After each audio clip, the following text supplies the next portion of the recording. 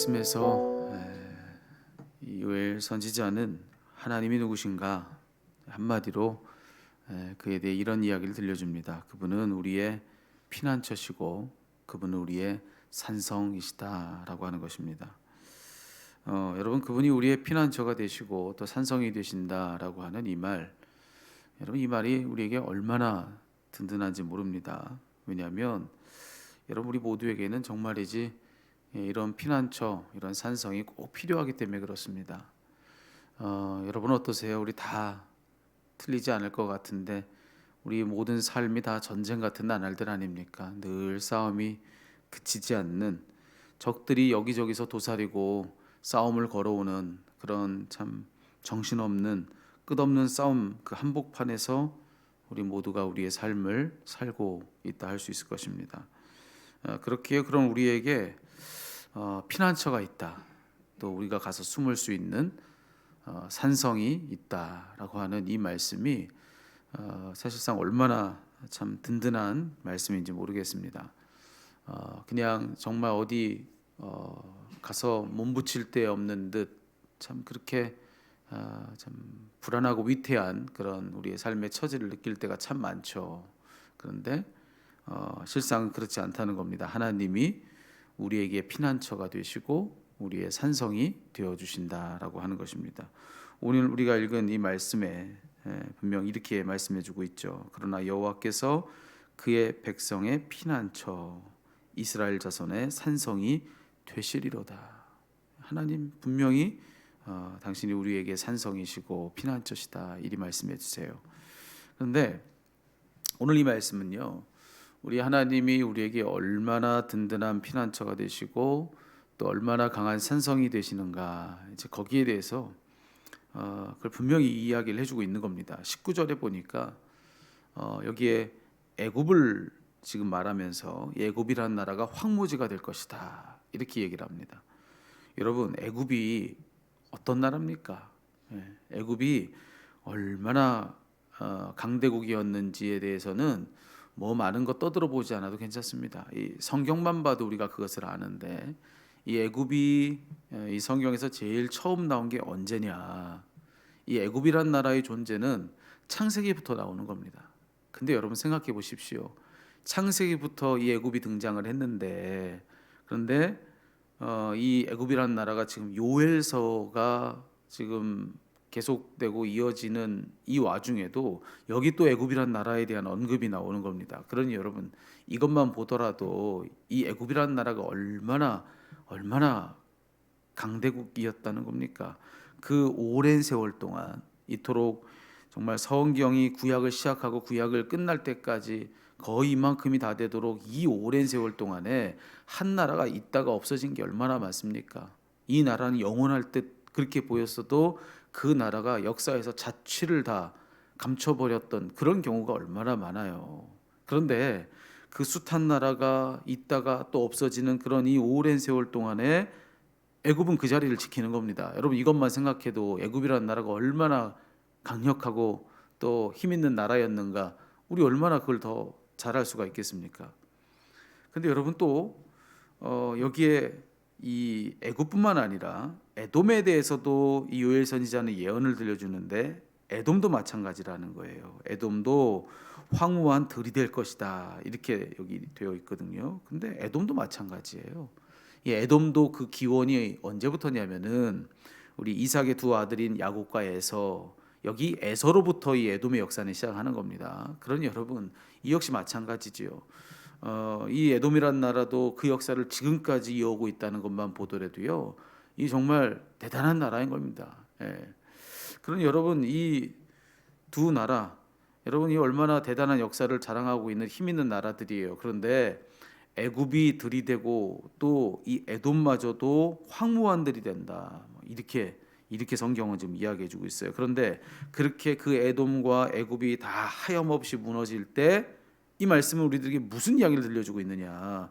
그런 와중에 20절에 보니까요, 유다는 영원할 것이래요.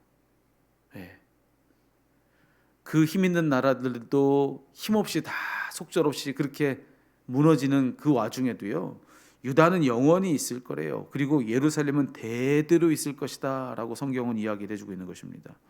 여기 이렇게 기록되어 있잖아요. 유다는 영원히 있겠고 예루살렘은 대대로 있으리라. 20절이에요. 이게 무슨 얘기냐면 그 큰 나라 애굽과 에돔이 다 무너지는데요. 그 오랜 세월 동안 끄떡없던 그 나라들이 다 무너지는 겁니다. 그런데 그런 와중에 이 유다는 또 그 가운데 있는 예루살렘은 영원하다, 대대로 계속된다. 무슨 이야기겠습니까? 어떻게 그런 일이 가능하겠습니까? 그들이 가지고 있는 힘, 이 에돔과 애굽이라는 나라가 가지고 있었던 그 강력함, 그것에 비하면 유다는요, 여러분 그 정도가 되질 못합니다. 우선 땅의 크기 자체가 다르지 않습니까? 이 예루살렘, 여러분 사실은 우리가 성경에서 예루살렘만 보고 있어서 그렇지 전 세계 역사 속에서 예루살렘이라는 나라는 이 지역은요, 여러분 그 자체로 그만한 힘을 가지지 못한 겁니다. 그런데도 불구하고 오늘 이 약속 영원하고 대대로 이어질 것이다. 여러분 이건 어떤 때에만 가능한 일인가 하면은 하나님이 지켜주실 때에만 가능한 일인 겁니다. 그 자체로는 그럴 수 있는 힘이 없어요. 그런데도 불구하고 그 나라가 대대로 영원토록 계속된다. 하나님이 지켜주셔야만 가능한 일인데 그렇게 해주시겠다고 하는 것이죠. 오늘 그래서 성경 21절에 그렇게 이야기를 해주고 있는 겁니다. 하나님이 지켜주신다라고 하는 거죠. 이는 여호와께서 시온에 거하심이니라. 왜 이 유다와 예루살렘이 무너지지 않고 대대로 영원히 계속되느냐? 그 가운데 여호와께서 계시기 때문이라고 성경은 이야기해주고 있는 겁니다. 그런 그분이 그 안에 딱 계시니까 여러분 애굽과 에돔이 다 그렇게 되는 와중에도 유다는 다르다는 거예요. 예루살렘은 다르다는 겁니다. 이게 오늘 우리들에게 말씀해주고 있는 그분이 우리의 피난처시고 그분이 우리의 산성이시다라고 하는 그 말의 의미인 것입니다. 지켜주신다는 거죠. 여러분 이게 중요합니다. 오늘 이 말씀에서의 이 약속처럼 이 시간 신앙생활하고 있는 이 자리에 기도하러 나온 우리들에게도 이 약속 똑같죠. 우리들에게도 하나님은 동일한 말씀을 들려주고 계시는 거예요. 하나님께서 오늘날 또 다른 이스라엘, 새 이스라엘로 살고 있는 우리들에게 이 약속 주시는 거죠. 하나님이 이스라엘의 피난처가 되시고 산성이 되신다. 우리에게 주시는 약속 아닙니까? 여러분에게도 제게도 하나님은 우리의 피난처시고 산성이 되어주신다는 이 사실을 꼭 기억하며 살아가는 여러분 되기를 축원합니다. 근데 이 말씀에서요, 우리가 오해하지 말아야 될 게 있어요. 맞아요. 하나님이 우리의 피난처가 되어주세요. 그리고 하나님이 우리의 산성이 되어주십니다. 맞습니다. 그런데 이 말씀을 가지고 이렇게 오해하면 안 되는 거예요. 그분이 우리의 피난처가 되시고 그분이 우리의 산성이 되시니까 그러니 이제 우리에겐 아무런 싸움이 없다는 거구나. 그러니 우리에겐 아무 적도 이젠 없다는 이야기겠구나. 여러분 오해하면 안 됩니다. 잘 생각해 보세요. 피난처가 있으면 싸움이 없습니까? 산성이 있으면 그러면 적이 없나요? 여러분 그 둘은 정확히 그런 상관관계를 가지지 않고 있다는 것을 우리 알아야 된다는 거예요. 아무리 든든한 피난처가 있고요, 또 아무리 견고한 산성이 있다 할지라도 그렇다고 해서 싸움도 없고 적도 없다는 얘기는 아닌 겁니다. 엄밀히 말하면 적이 있고 싸움이 있으니까 피난처도 있고 산성도 있다는 얘기인 거거든요. 그러니 여러분 하나님이 우리에게 피난처가 되어주시고 하나님이 우리에게 산성이 되어주신다고는 이 말씀이 실로 하나님 우리에게 주신 약속이 맞아요. 그렇다 할지라도 이렇게 오해해서는 안 된다는 겁니다. 그러니 내 인생에 앞으로 싸움도 없고 적도 없다는 거구나. 그건 틀렸다는 겁니다. 그건 아니라는 거예요. 아무리 하나님이 우리에게 피난처가 되어주시고 산성이 되어주신다고 하더라도요, 여러분 아무리 그래도 싸움도 있고 적도 있습니다. 우리에게 싸움을 걸어오는 적은 있다는 사실이에요. 다만 여러분 적도 있고 싸움은 여전하겠지만 그분이 우리에게 산성이 되어주시고 피난처가 되어주신다는 이 말씀은 뭐냐?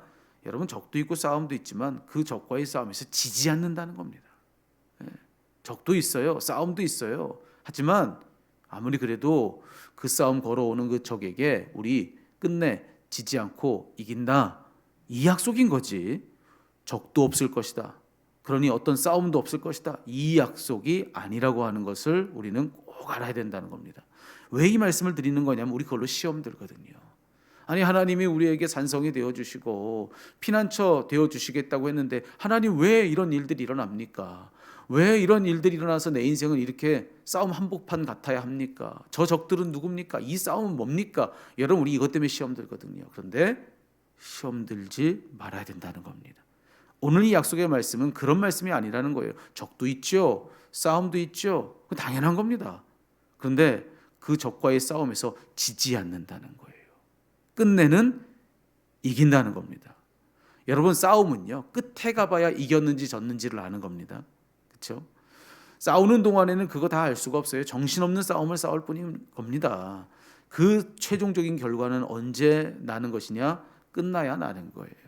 그러니 여러분, 우리는 이 싸움이 끝날 때까지 뭘 믿고 그 자리에 딱 버티고 서서 있어야 되느냐? 하나님은 끝내 우리에게 승리를 주신다.